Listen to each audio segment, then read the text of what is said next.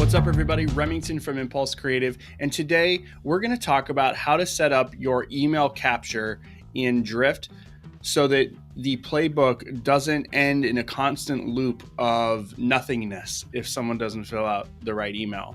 In addition to that, we're also going to talk about how you can block certain domains if you know that they're spammy, and then of course you can also make it so that specific domains do or do not come through. So what you need to do is you need to jump into a Drift chat playbook, and you can either find an existing email collection skill, or you can go ahead and add a new one. So when you get into the chat playbook, you can click add new if it doesn't exist, and you can choose email capture. When you choose email capture, you'll see that it's added right here below. And from there, you can hit edit. Now, this is going to look a lot similar to any other questions in the chat playbook. So you can change the actual question that comes from the bot, but you'll see we've got two additional options based on from the old UI that allow for you to have a valid email and of course an invalid email. So we're going to start by going into invalid email address, and you'll see here there's a couple things we got going on. One is we've got maximum number of question loops. So you can make this so that it only asks once or twice. And of course, you can make it so that it asks 3 times. The next thing is the final loop. So it goes through the 3rd time and asks for the email. What do you want to have happen? Now, there's a couple different things you could do. You could just end the conversation, but that doesn't really solve for the user experience. You could give it a goal, and you could create a new goal that says failed email, for instance. And if you choose that new goal, then that allows for you to identify all of the chats that come through and fail. Now, that being said, it will still show in reporting as success, so you should keep that in mind. The other thing you could do is you could go to another question, and maybe this other question is more of a statement than a question that says, hey, looks like you can't give me the right email. And then, of course, it could ask a follow-up. This would allow for you to get a little bit more insight into what's going on in with the chat user, and then at the same time gives you an opportunity to route this to someone for support if it's just that someone doesn't want to provide their email yet. It really depends on the application.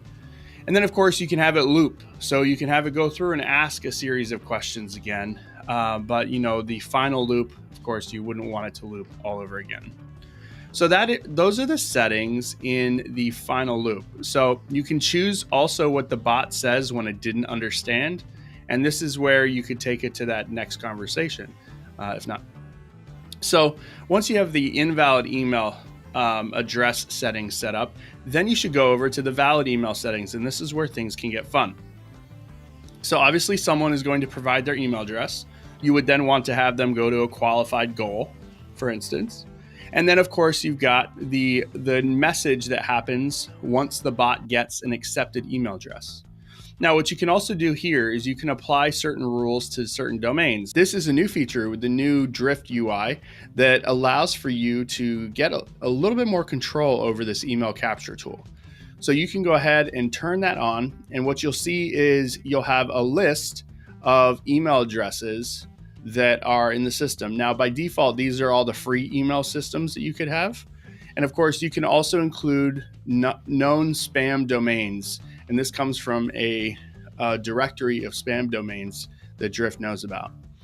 If you also want to choose some other domains, the UI doesn't really show you, but you could type in another company, for instance, impulsecreative.com, and you could click create option. This would make it so anyone in your team or my team in this instance could not fill out your bot. But you could put this domain in here for any of your competitors.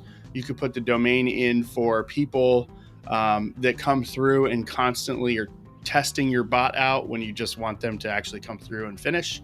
There's a lot of different applications for this. But at the very least, what you can do is you can go through and you can choose all of the domains that are free and say that you don't want people to be able to come through this. So for instance, if you want to filter them out of the bot flow, you could move these people to a specific goal, or maybe you take them down a separate flow of questions to verify the email address further. It could be that, thanks for giving me your email, but I'd like to have your business email if you're a B2B, and you could then take people down a different section of your chatbot.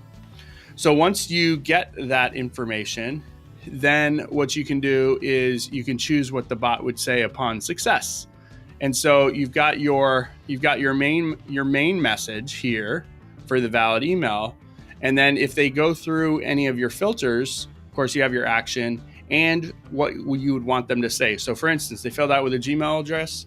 Hey, thanks for giving me your Gmail. Can you provide your business email address so that we can better serve you and your company? It could be a lot of other ways to go. It's up to you how passive or how aggressive you want to get in using this tool.